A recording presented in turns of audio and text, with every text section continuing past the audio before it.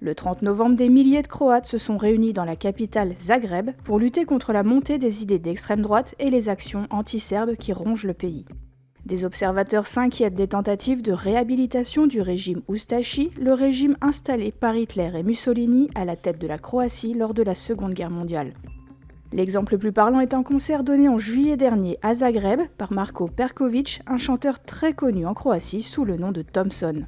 Près de 500 000 personnes se sont réunies ce soir-là, alors que le pays ne compte qu'un peu moins de 4 millions d'habitants, pour chanter en chœur « Za dom spremni » pour la patrie, prêt, le slogan utilisé par le régime Ustashi et accompagné pour certains spectateurs par un bras tendu, le salut fasciste.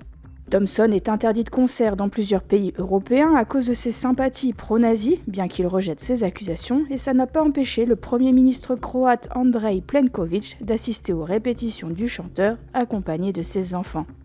En Croatie, la situation est également tendue avec la minorité serbe du pays. Après les années de guerre entre les Serbes et les Croates dans les années 90, la Croatie s'était pourtant engagée à respecter les droits de la minorité serbe afin d'entrer dans l'Union européenne, mais les tensions n'ont jamais disparu et début novembre, des hommes masqués ont pris d'assaut un événement culturel serbe en scandant des slogans fascistes et des graffitis anti-serbes ont été signalés dans plusieurs villes du pays.